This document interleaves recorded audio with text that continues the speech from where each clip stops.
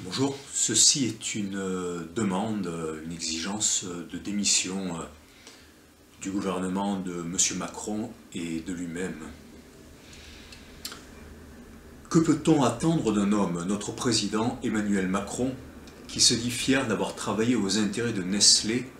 et Sophie Protéol Avril, biocarburants, OGM, agriculture et élevage industriel, pour une banque, Rothschild, dont fut issu avant lui Georges Pompidou, qui endetta bel et bien la France depuis 1973.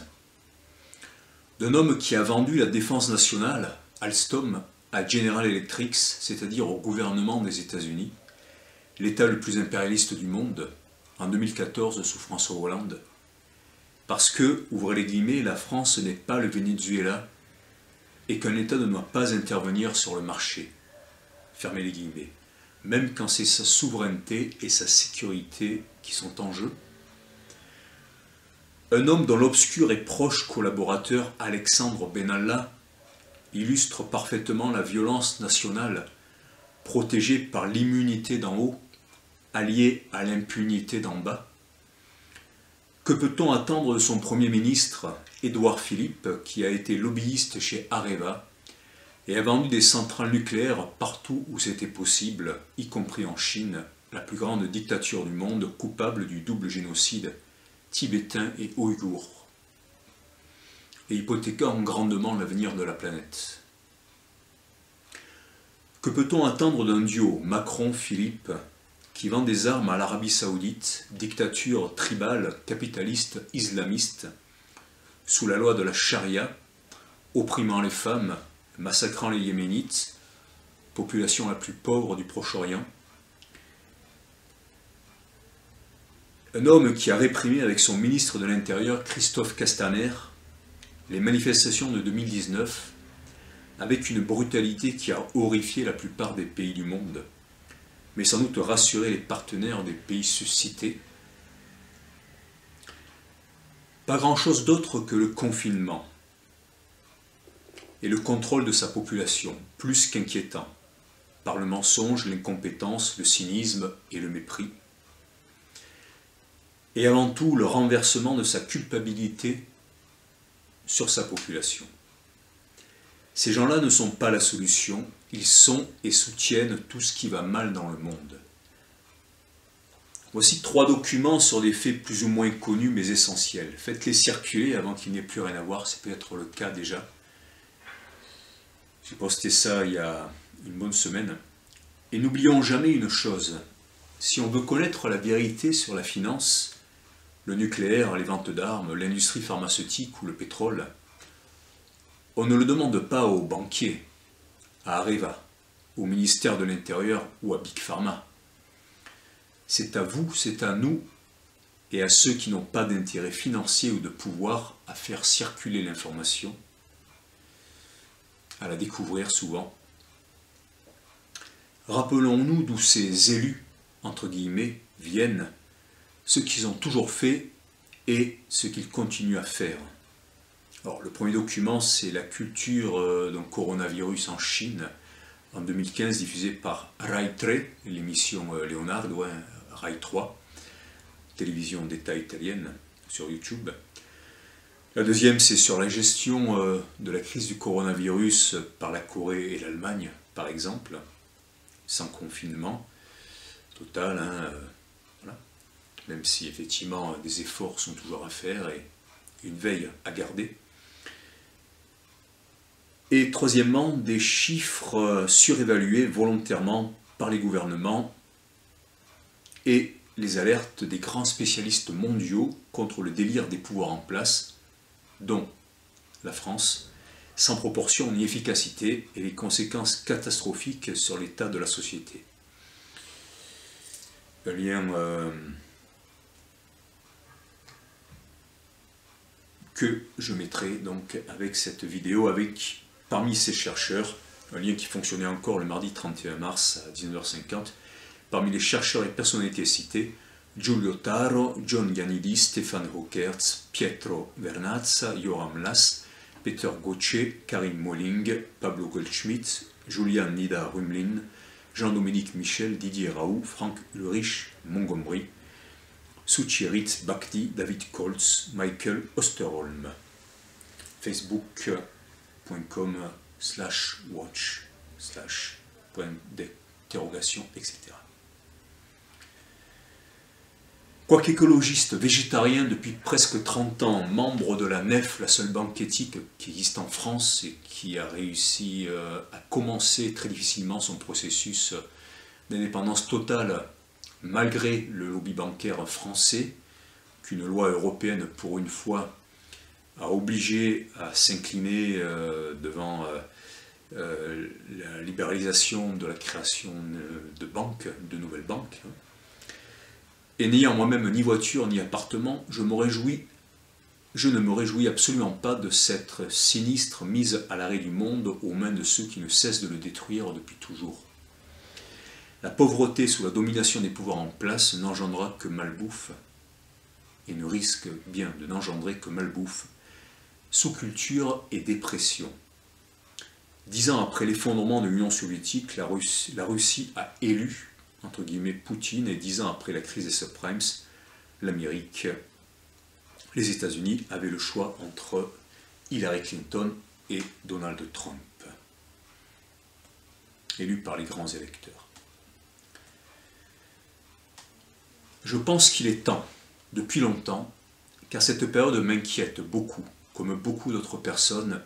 et peut laisser des traces, et elle n'est que le prolongement logique de tout ce qui l'a précédé, et que représente, dans tous les sens du terme représenter,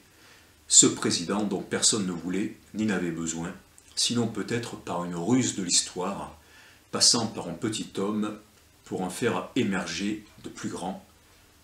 hommes et de plus grandes femmes, vous, nous, pour faire cette histoire avec un grand H ensemble et redonner un horizon à ce pays et cette planète à partir de ce pays, sur lequel la planète a encore les yeux rivés en raison de ses révolutions passées et de sa capacité à dire non à ses tyrans. Et ici à Grenoble, d'où je vous parle, nous avons souvent été les premiers, avec d'autres, à dire non à un modèle pour dire oui à un autre avenir porteur de valeur pour nous et toute la Terre. Alors, voilà un appel à demander massivement la démission du chef de l'État ou président de la République, comme on voudra, et pas de la démocratie. Qu'on soit français ou résident en France, si on adhère à ce qui fait ses valeurs historiques, culturelles et spirituelles, de la Renaissance au Conseil national de la Résistance, en passant par les philosophes du XVIIIe siècle et les poètes du XIXe et beaucoup d'autres. Considérant que l'union sacrée n'a aucun sens, mais représente au contraire une grave erreur lorsqu'elle soutient un groupe d'hommes et de femmes au modèle de société désiré par moins d'un électeur sur 4, je parle du premier tour des présidentielles, le gouvernement français, dont le mensonge et l'incohérence ont marqué depuis le début la gestion de l'apparition du coronavirus Covid-19, entraînant depuis 3 semaines un confinement général de la population, avec des conséquences désastreuses à venir, pour elle sur le plan économique, au profit de puissances financières responsables du chaos du monde, sans pour autant protéger prioritairement les personnes les plus exposées, comme c'était censé être le cas.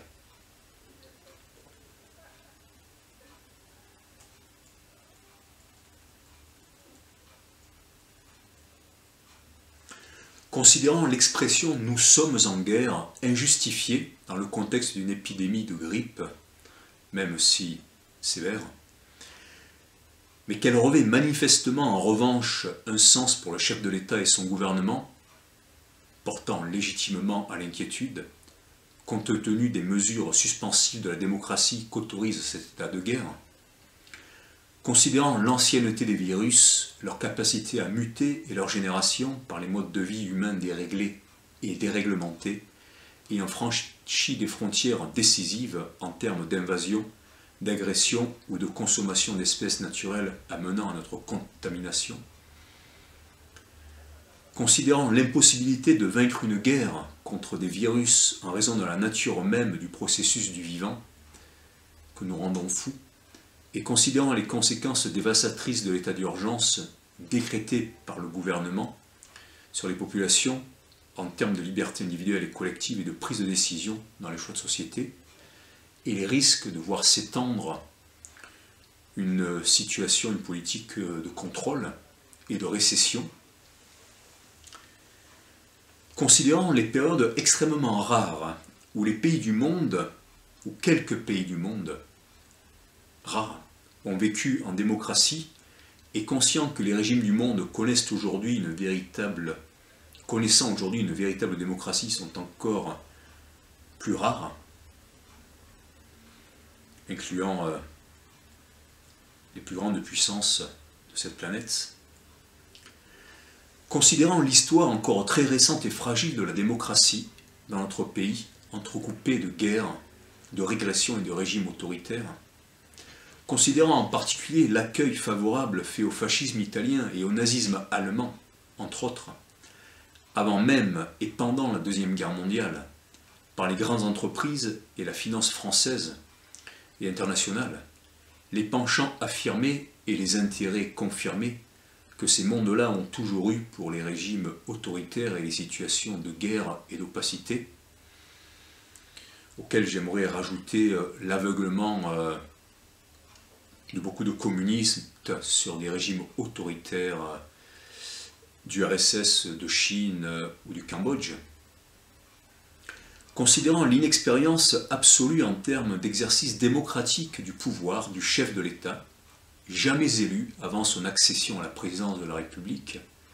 et un parcours précédent dévolu au profit sans considération aucune pour les valeurs morales fondatrices de la démocratie française et de la République. Considérant ces graves lacunes dans la connaissance des réalités et besoins de sa population,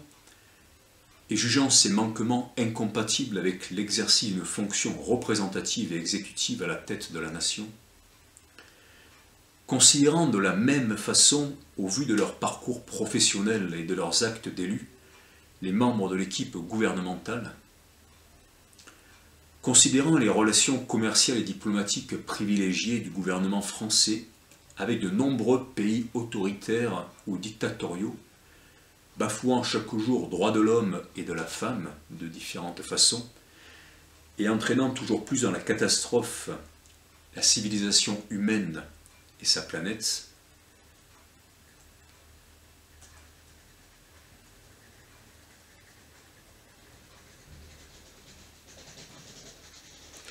considérant les multiples trahisons du chef de l'État au profit d'intérêts étrangers ou privés,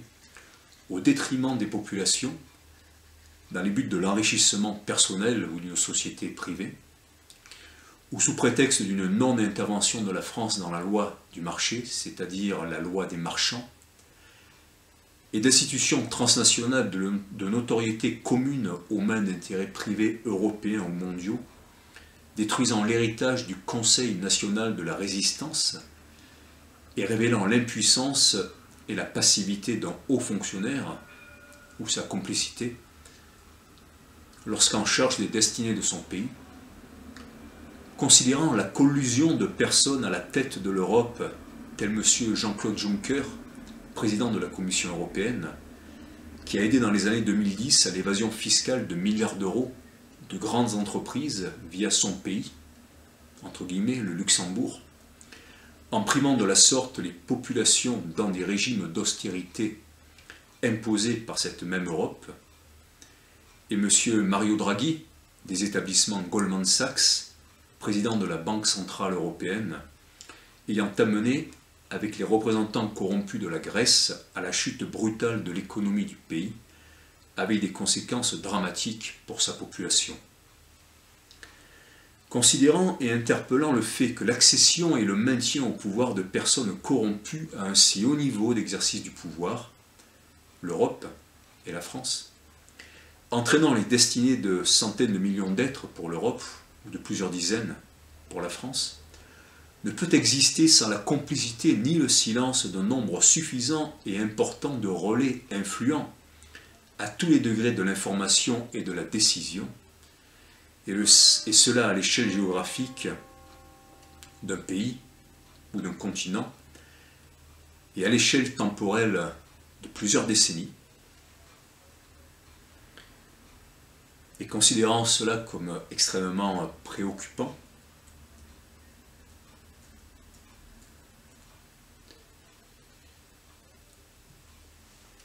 considérant que la vérité, les progrès et les changements de vitaux de civilisation en termes de liberté et de transparence se sont la plupart du temps réalisés dans les sociétés malgré les régimes, les intérêts et les réseaux des pouvoirs en place, considérant la fermeture forcée de médias radiophoniques indépendants et l'interdiction de se rassembler de ces journalistes, contrairement aux médias contrôlés par l'État ou les intérêts financiers qui l'épaulent, considérant le sort réservé aux lanceurs d'alerte menacés, poursuivis ou emprisonnés pour avoir dit la vérité sur la corruption de personnages publics précédemment déclarés légitimes, considérant les parcours du chef de l'État et de son Premier ministre avant leur accès aux plus hautes fonctions, démontrant donc leur collusion avec les puissances industrielles, agricoles, énergétiques, politiques et financières, sans regard pour leurs conséquences, ou au contraire, plus grave encore, en connaissance de cause, ayant amené le monde à l'état de crise humaine et écologique qui menace aujourd'hui sa survie même, et dont l'épisode du coronavirus est le prolongement prévisible, considérant que le président trahit les fondements même de l'idéal démocratique et social de la France, l'humanisme de la Renaissance et des Lumières, et les droits de l'homme tels qu'exprimés dans les déclarations de la Révolution française et de 1948, mais aussi toute l'œuvre du Conseil national de la résistance, je le répète,